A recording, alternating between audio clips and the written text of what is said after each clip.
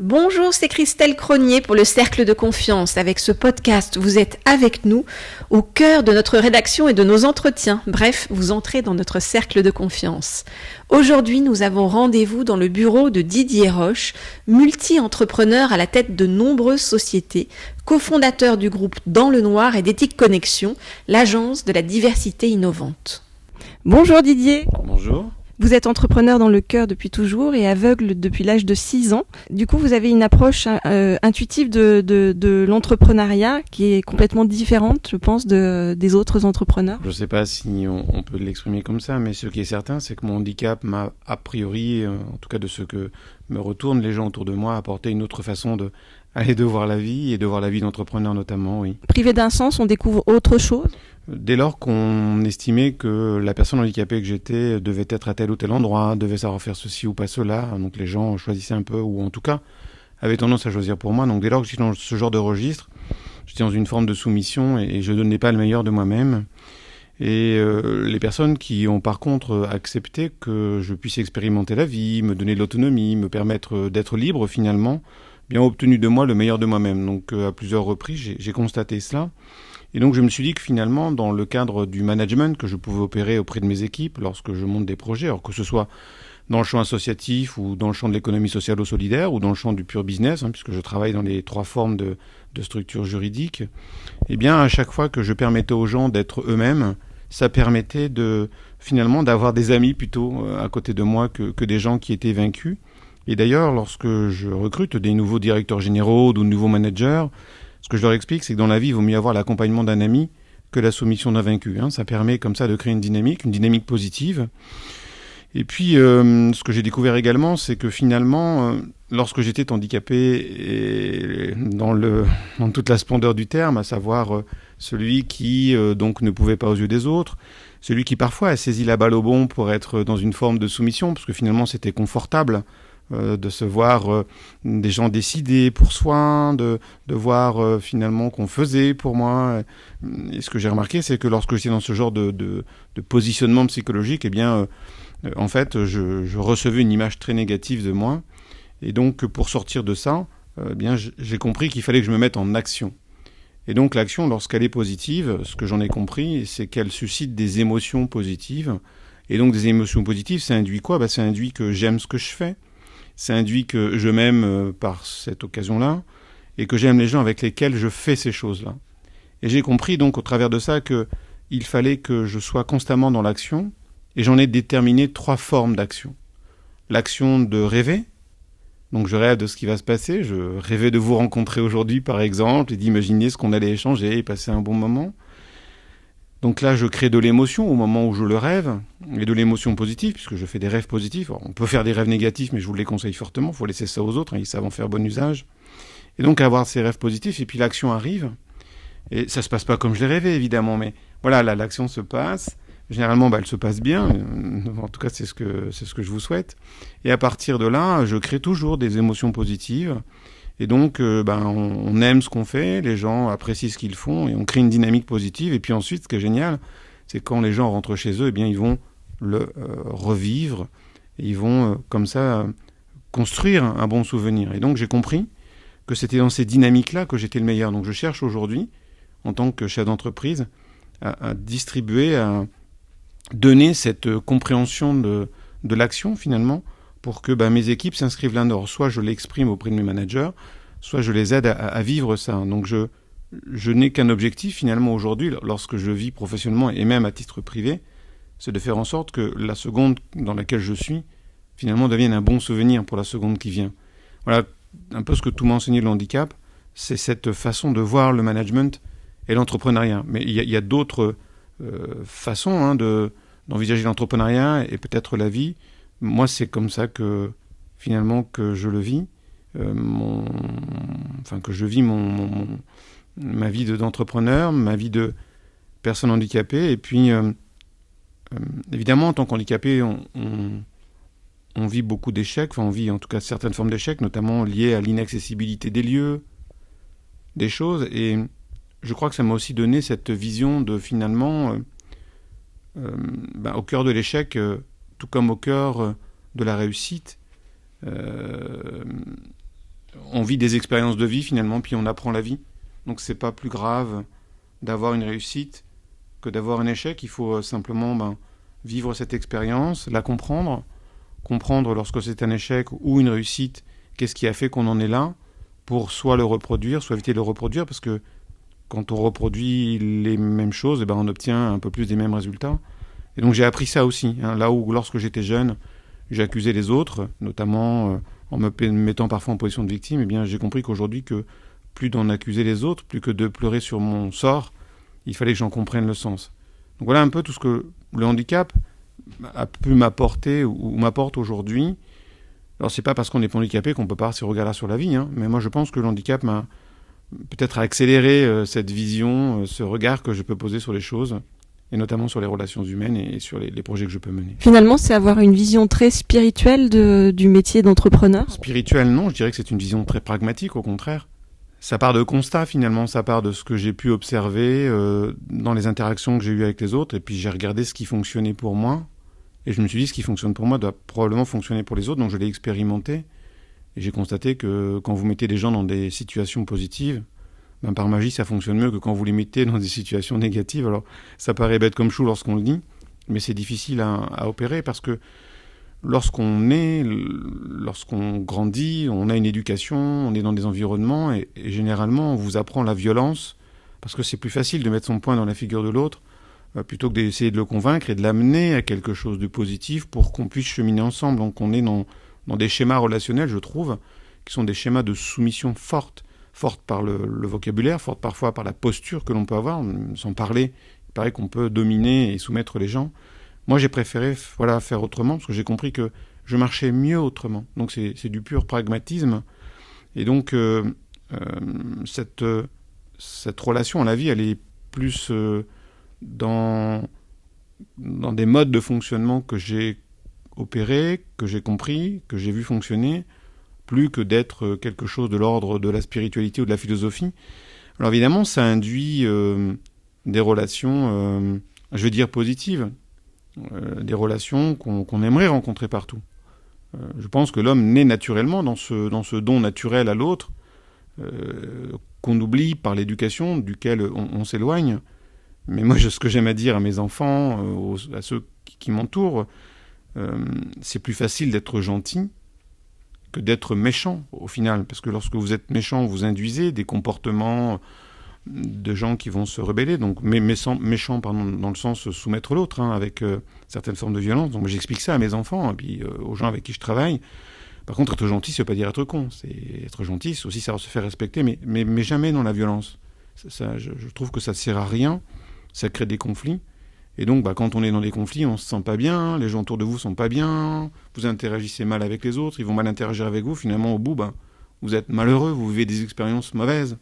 Donc ça crée de la colère, ça crée de la frustration, ça peut créer de la jalousie, ça peut créer tout un tas de choses. Et ça, ce sont des émotions qui, certes, sont inhérentes à l'être humain, mais moi, j'aime à les pratiquer le moins possible, et je fais tout ce que je peux pour ne pas les vivre. Donc voilà, j'ai mis en place de manière très pragmatique ce mode de fonctionnement. Alors, certaines personnes, lorsque je donne des cours dans des environnements scolaires, notamment dans des masters de management, et une fois, il y a un jeune qui m'a dit enfin un patron avec une forte spiritualité, enfin un patron humaniste, enfin un chef d'entreprise, un entrepreneur qui n'est pas égoïste. Alors je lui ai dit, écoute, soit je laisse ce propos comme ça en suspens et on entretient un mythe, soit je viens te donner des clés de ce que moi j'ai compris du management et de la relation humaine, et c'est ce que j'ai fait. Et ma première question, puisque c'est comme ça que je lui ai proposé de réagir, enfin c'est comme ça que j'ai réagi, je lui ai dit, vous êtes combien dans l'amphi? Et là il me répond, on est à peu près 200. Et j'ai dit, tu vois, je pense que mon ego est bien plus grand que vos 200 égos ici réunis. Sauf que ce que j'ai compris, c'est que pour en jouir, il fallait que je le mette au service des autres, plutôt que de le tourner vers moi-même. Donc quand je le tourne vers moi, j'appelle ça le petit ego. Et donc quand je fais des choses et que je suis dans le petit ego, j'attends du retour. Et généralement, j'ai jamais le retour que je veux. Donc ça crée de la frustration. Et la frustration, c'est la mère de beaucoup de mauvaises émotions, la colère, etc. Donc je vais pas les dérouler ici, le dégoût. Et donc en fait, ça me génère des mauvaises choses. Tu vois, moi je suis plutôt basculé dans le grand ego. C'est-à-dire, je n'attends rien. je n'attends rien. Donc à partir de là, dès lors qu'il revient quelque chose, j'en suis heureux finalement. Alors l'autre jour, il y a un chef d'entreprise qui me dit, ce qui est bien avec toi, c'est que tu donnes l'impression d'être intéressé par rien. Et je dis, mais Marc, tu te trompes. Je suis en fait hyper intéressé. Sauf que mon intérêt n'est pas le même que le vôtre. Mon intérêt, c'est de vivre des moments positifs, c'est d'être bien auprès des gens, d'être bien dans ce que je vis, de donner de l'enthousiasme. Donc je suis hyper intéressé. Sauf que mon intérêt, il n'est pas dans le centre du petit ego, si on revient à ce jeune, mais il est vraiment dans le grand ego. C'est jouir de la vie en donnant. Et c'est hyper intéressé finalement comme mode de fonctionnement. Vous voyez, je ne suis pas dans le spirituel, je suis vraiment dans le pragmatique. Moi, j'ai constaté ça. C'est-à-dire que dès lors que je donne et que je n'attends rien, déjà, je vis le moment présent. Donc, je n'ai pas d'arrière-pensée, je n'ai pas d'attente en fait. Donc, je suis à fond dans l'instant présent. Donc, je vis quelque chose de fantastique. Et c'est hyper intéressé finalement comme de fonctionnement. Et puis, s'il y a un retour, un sourire, comme ce que je peux entendre lors de cet entretien, chère Christelle, eh bien j'en suis juste heureux parce que je comprends que voilà, c'est un moment que vous passez qui vous est a priori pas désagréable. Et voilà, ça me suffit. Vous voyez, c'est très pragmatique en fait comme mode de fonctionnement, c'est pas du tout spirituel. Humaniste alors. Le grand ego au lieu du petit ego, vous faites beaucoup de choses au service des autres. Vous défendez un management tourné vers le handicap et la diversité depuis très longtemps. Qu'est-ce que vous pensez que les entrepreneurs en fait qui ont un handicap, quel qu'il soit, peuvent mettre en avant pour montrer que ils peuvent se lancer, qu'on peut entreprendre en France en ayant un handicap? Je fais pas du recrutement, du développement de projets autour du handicap pour du handicap. En fait, ce serait mentir quelque part de dire ça. La résultante est ça, mais ce que je fais, c'est d'expliquer aux gens que dans la diversité, il y a du bon. Il y a du mauvais aussi, mais comme dans la non-diversité, si tant est qu'elle existe, il y a du bon et du mauvais. En tout cas, dans la norme, il y a du bon et du mauvais. Et ce que je constate, c'est que par stéréotype, par fonctionnement au travers de préjugés, eh bien, les équipes ou les chefs d'entreprise peuvent avoir tendance à se passer de ces super compétences. Alors, des compétences de compensation, vous voyez, moi, je vois pas. Donc, j'ai développé une super mémoire, ce qui me permet de connecter des dossiers relativement anciens avec des projets que j'ai aujourd'hui. Donc, de construire mentalement, rapidement, un schéma sans avoir à m'appuyer sur un papier à tourner des pages. On me lit un document et je l'ai en mémoire rapidement, donc je peux travailler vite dessus. Voilà, donc ça, c'est des compétences de compensation. Il y en a d'autres qui ont des compétences qui sont liées à leur handicap. Je pense aux gens qui sont dans le champ de l'autisme, notamment ce qu'on appelle l'autisme de haut niveau, ou l'Asperger également. Ce sont des gens qui vont être focus sur un sujet et qui vont concentrer toute leur énergie, leur temps mental sur ce sujet-là. Donc, ils sont rapidement des gens d'exception sur ces sujets-là.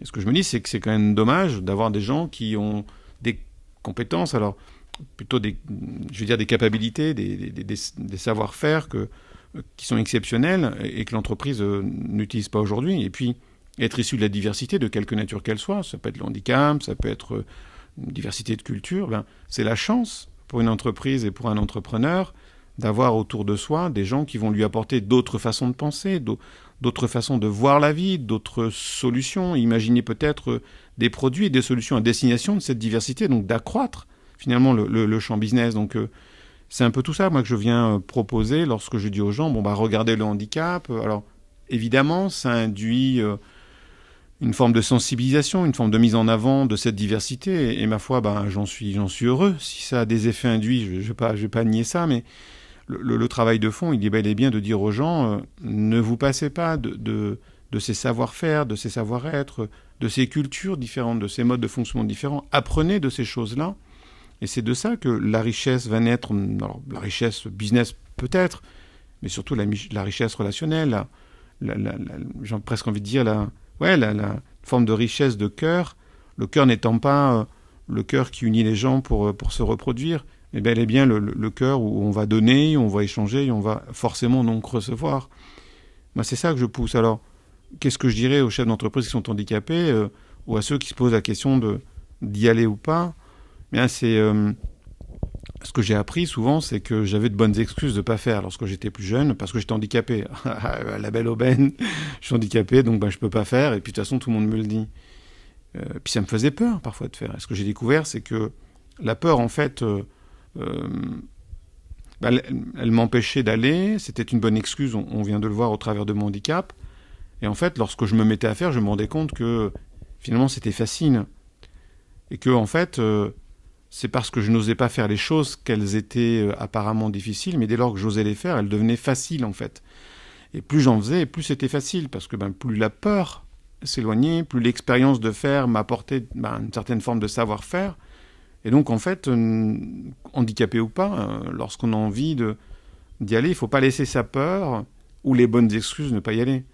La vie d'entrepreneur, ce sont des histoires magnifiques, ce sont des choses que l'on écrit avec d'autres, avec soi-même aussi, qui permettent de rendre la vie joyeuse, qui permettent d'avancer. Et puis lorsqu'il y a des boîtes qui se plantent, des projets qui ne fonctionnent pas, s'en sortir, c'est aussi hyper gratifiant, et s'en sortir avec d'autres, c'est encore plus gratifiant. Donc j'ai envie de dire, soyez... allez, comme moi... parce que j'aime à me définir plutôt comme un entrepreneur de chemin, celui qui a pour objectif de donner vie à des rêves en écrivant des belles histoires et en le faisant jamais seul. Eh bien voilà, soyez dans cette perspective de finalement de construire de belles histoires. Des entrepreneurs de chemin, n'ayez pas pour objectif l'argent. Moi, ce que j'explique aux jeunes entrepreneurs que je croise, c'est que j'ai décidé et j'ai compris qu'être le plus riche du cimetière, ça servait à rien. Mon papa me disait, tu sais Didier, on n'a jamais vu un coffre-fort suivre un corbillard. Généralement, il est dépouillé avant même que le type soit en terre. Et puis l'argent, on l'emmène pas de l'autre côté. Donc ça, j'ai évacué cette problématique, donc c'est déjà un stress de moins. Et puis si, lorsque j'étais jeune, j'appréciais les médias parce que j'avais ce sentiment de ce star system, d'être quelqu'un d'extraordinaire, ce que je passais à la télé, j'ai compris que la postérité, je la verrais pas. Donc, deuxième point à évacuer. Alors, les médias sont des choses importantes pour communiquer, donc ça devient du coup un moyen. Donc, j'ai plus ce stress d'y passer. Donc, du coup, j'y passe beaucoup plus qu'avant, parce que je ne génère plus de démarches extrêmement volontaristes avec cette aigreur si je n'avais pas la télé ou le podcast qui venait à moi.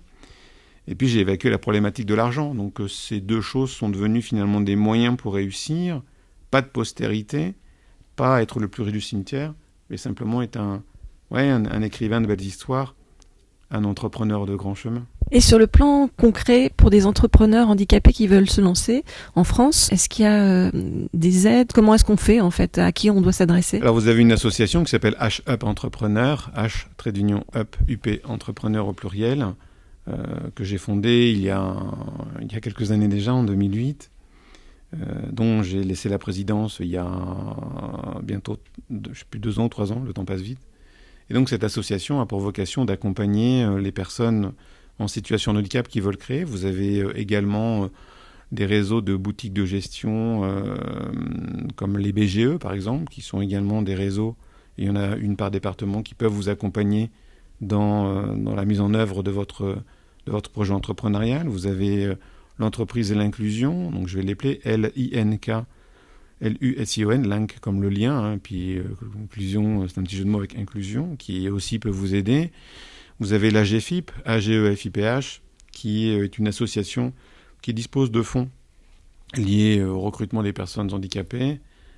Donc les entreprises qui n'ont pas leur quota de 6% lorsqu'elles ont plus de 20 salariés versent à ce fonds-là une contribution, et donc ce fonds-là met à disposition des personnes en situation de handicap, et notamment les entrepreneurs ou ceux qui veulent le devenir, des moyens d'action. Donc voilà, il y a plein de solutions aujourd'hui pour pouvoir se lancer dans l'entrepreneuriat lorsqu'on est en situation de handicap. Au-delà de votre vécu personnel, votre compréhension personnelle de la vie et vos expériences, est-ce qu'il y a des personnes qui vous ont particulièrement inspiré pour avancer et pour faire face à tous vos défis ? Alors des mentors, je ne sais pas si je pourrais parler de mentors, mais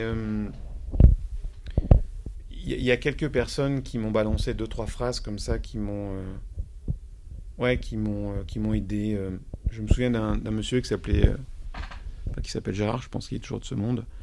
Et voilà, j'ai eu une période de ma vie où j'ai vécu des choses assez dures. Et j'échangeais avec lui, il m'a dit, tu sais Didier, l'être humain a quelque chose de magique, c'est qu'il a en lui le pouvoir de résurrection. Et ça, j'ai trouvé ça extraordinaire, et dans ce trou finalement dans lequel j'étais, c'est une phrase qui m'a beaucoup porté. J'ai eu aussi quelqu'un que j'ai rencontré qui est devenu un ami. Alors, ça fait très longtemps que je ne l'ai pas revu, qui s'appelle Pierre-Yves. Et lui m'a apporté une vision très, très positive de moi et m'a ouvert les yeux sur finalement cette relation un peu systémique entre les gens. Il m'a fait comprendre, même si certains me l'avaient dit par le passé, mais lui me l'a fait comprendre que finalement l'homme fonctionne par intérêt. Alors non pas intérêt comme on peut l'entendre souvent, ah, t'es intéressé, c'est dégueulasse, machin. Non, en fait, l'intérêt dans la relation pour simplement répondre à des besoins, ça je l'ai compris après. Donc on a des besoins, j'ai envie de dire, que la nature nous impose, hein, dormir, manger, par exemple. Et puis on a des besoins liés à la relation sociale. Donc le besoin, c'est ce qui est nécessaire, qui ne peut être autrement pour pouvoir exister finalement.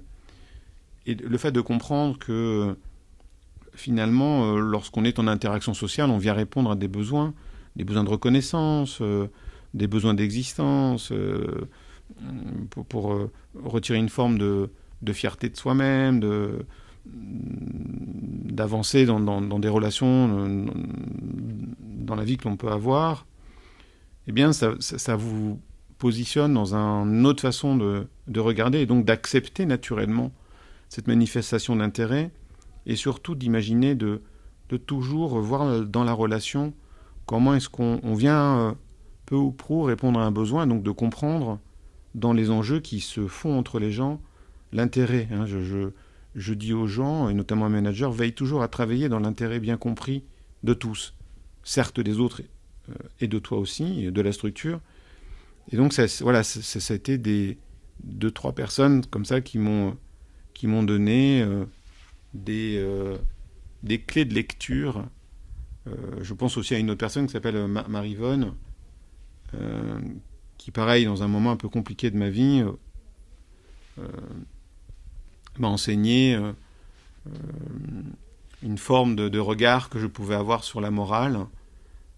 Alors, évidemment, j'avais compris à quoi servait la morale, mais le fait d'avoir une personne plus âgée que moi qui vienne conforter et confirmer combien la morale pouvait parfois m'empêcher d'avancer et comprendre pourquoi elle existait, en tout cas m'en donner une clé de lecture qui était en lien avec ce que je croyais et ce que je crois toujours.